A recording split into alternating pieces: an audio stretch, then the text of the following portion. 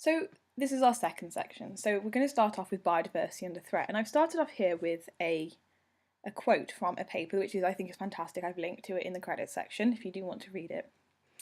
And it says, "The most unique feature of Earth is the existence of life, and the most extraordinary feature of life is its diversity. Approximately 9 million types of plants, animals, protists, and fungi inhabit the Earth. So too do 7 billion people." 2 decades ago, at the first Earth Summit, the vast majority of the world's nations declared that human actions were dismantling the Earth's ecosystems, eliminating genes, species, and biological traits at an alarming rate. The observation led to the questioning of how such loss of biological diversity will alter the functioning of ecosystems and their ability to provide society with the goods and services needed to prosper. And I think that pretty much sums up how under threat biodiversity is, and potentially, very selfishly, the impacts upon ourselves.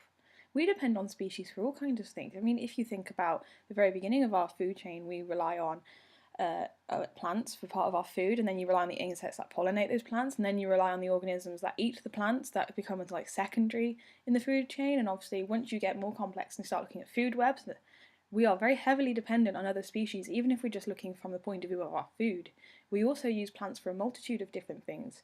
So, for medicines, so for other things like you have wood, so we use them for wood, we use them for building bats, things like this. We are very intricately entwined with the ecosystems that surround us, and we can exploit them, and we do. So when they collapse, potentially we could be going with them. So if you're looking even from the very selfish point of view, we really do need to address this biodiversity problem. So Earth's biodiversity is declining rapidly. In the last 10 years, 121 species have become extinct. The IUCN lists 16,928 as threatened to be extinct, and that's from the IUCN Endangered Species International. However, extinction is a normal part of evolution. Over 99% of organisms that have ever lived are now extinct. So why is it such a big deal now?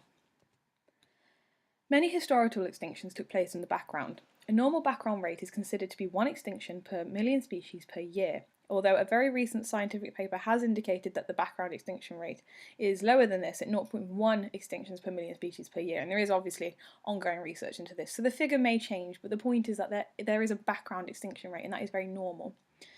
So the current extinction rate is 10 to 1,000, and the new study indicates 10,000 times greater than the background extinction rate. So what does this mean? There is a growing consensus that the extinction rate means we are headed for the sixth mass extinction, and this has been dubbed the Holocene extinction. A mass extinction is an event when the Earth loses more than 75% of species in a geologically short period of time, and this has only happened 5 times since Earth's formation. The last 5 have been caused by massive climate change, catastrophic methane release, impact events, and flood basalt eruptions. Although climate change has happened before in Earth's history and has caused mass extinctions, scientists that report to the Intergovernmental Panel on Climate Change have come to the conclusion that we are the cause of mass extinction.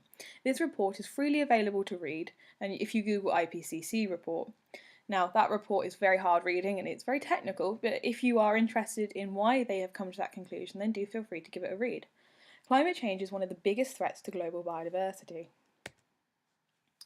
The IPCC reports include the following observations made by scientists from around the world. Oceanic and atmosphere temperatures are rising, amounts of ice and snow coverage on the planet are decreasing, the sea level has risen, precipitation over the northern hemisphere has increased, ocean salinity is changing, ocean acidity has increased by 26%, and there has been extinction of the tropical belt. So here are some figures I've taken from the NASA website, which they update them as it goes, which I think are very interesting. Essentially, the climate is very complicated, and it also intermixes with things like Earth's currents and the position of the continental shelves and the plates and things like this, but it's all very intricate and intertwined, so changes have a knock-on effect further down the line. So essentially we're seeing a change in weather and climate pattern, and this is going to alter around the world, and this is going to alter all kinds of things. So places where it might be right to grow one crop now, maybe it's not going to be the case in 10 years' time, and obviously that can cause all kinds of problems like social and political instability. So climate change is going to have a huge impact on human life.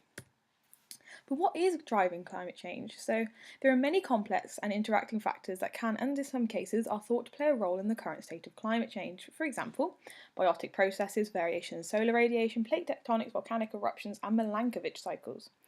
However, overwhelming amounts of scientific research has shown that the biggest driver of climate change for the current event is human activity. The IPCC reports that there is a 95% chance that human activities over the last 2.5 centuries have caused the climate change we are seeing now. But what have we done to cause this? And essentially it comes down to massive output of the greenhouse gases. In a nutshell, Earth's climate is primarily the result of the rate at which Earth receives energy from the Sun and the rate at which this energy is then lost to space. If more heat is lost than gained, the Earth cools. If more heat is gained than lost, Earth heats up. So greenhouse gases essentially trap this heat and stop it radiating back into space, which is causing a global rise in temperatures. So carbon dioxide has increased 43% since the Industrial Revolution. So pre-industrial values you can see were far lower than the current values in, November 2015, which were 402 parts per million. So prior to industrialisation, CO2 rose by only 20 parts per million in 8,000 years. And this is primarily caused by the combustion of greenhouse gases and deforestation. So one question I see a lot in some forums are people that post questions like, don't volcanoes also emit CO2? Couldn't they potentially be the cause in the CO2 output?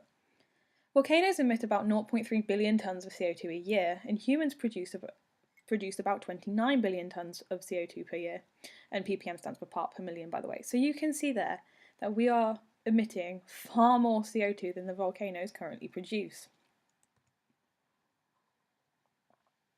So methane is the next gas. So atmosphere levels have increased by 150% since 1750.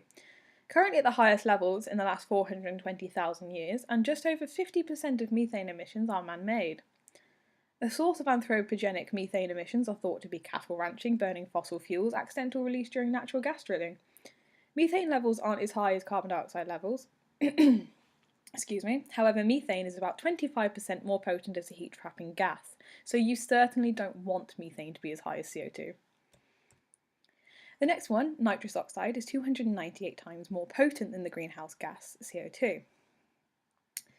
Since the Industrial Revolution, nitrous oxide has increased by 16%. There is much debate as to the actual amount each source of anthropogenic emission of nitrous oxide contributes.